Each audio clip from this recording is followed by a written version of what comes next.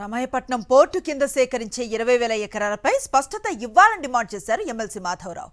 BPCL contract కోసం ప్రయత్నం చేస్తున్నట్లుగా నెల్లూరు జిల్లాకు చెందిన ఓ ప్రజాప్రతినిధి కరెడు భూములపై కుట్ర పన్నుతున్నారని మండిపడ్డారు. భూసేకరణలో ఎవరు కుమ్మక్కయ్యారో అన్ని విషయాలు బయటకు తీస్తామన్న మాధవరావు అసెంబ్లీ సమావేశాల్లో ఈ సమస్యలపై ప్రశ్నిస్తామని తెలిపారు.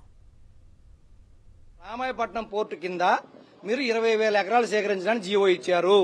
అది ఎక్కడ సేకరిస్తారని అడిగితే కలెక్టర్ గారు నోరు మీద పెట్టలేదు, ఇన్ఛార్జ్ మినిస్టర్ గారు నోరు మీద పెట్టలేదు, ఎవరు కూడా అధికారులు గాని మంత్రులు గాని నోరు మీద పరిస్థితి లేదు. అది మీరు పోయి అసెంబ్లీలో అడగండి. గవర్నమెంట్ జీవో ఇచ్చింది, మీరు డిఆర్సీ మీటింగ్ లో మాట్లాడొద్దానంటే డిఆర్సీ మీటింగ్ పెట్టుకుంది జిల్లా సమస్యల గురించే కదా. జిల్లా సమస్యల గురించి అడిగితే ఇక్కడ ప్రధానమైన సమస్య ఏంటంటే ఇండోసోళ్లు చేవూరు రావూరులో 500 కోట్ల డబ్బులు ఇచ్చి ఆల్రెడీ భూసేకరణ జరిగింది. ఆ భూమి వాళ్ళకి ఇవ్వకుండా అది బీపీసీఎల్కి ఇచ్చుకోవడానికి ఇండోసోల్ వాళ్ళని కరేడు వైపు జరవేయడానికి ప్లాన్ చేసుకున్నారు. ఈ రోజు బీపీసీఎల్ కాంట్రాక్ట్ కోసం ఒక పెద్ద తలకాయ ఈ జిల్లాలో ప్రయత్నం చేస్తుంది అనేది మా దృష్టికి వచ్చింది. దీన్ని రాబోయే అసెంబ్లీలో మేము ఎండగడతాం. ఇదైతే భూసేకరణలో కూడా ఎవరెవరు కుమ్మక్కాయ ఉన్నారో దీన్ని కూడా బయటకు తీస్తాం. ఎమ్మెల్యేలకు ఎంత హక్కు ఉందో అంతకంటే ఎక్కువ ప్రోటోకాల్ ఎమ్మెల్సీలకు ఉంది. ఈ రోజు ఎమ్మెల్సీలు మాట్లాడొద్దు, మీరు ఏ సబ్జెక్ట్ మాట్లాడొద్దు, అన్ని మాకు అనుకూలంగా మాట్లాడడం అంటే అది కరెక్ట్ కాదు. మేము ప్రజల తరపున మాట్లాడతాం.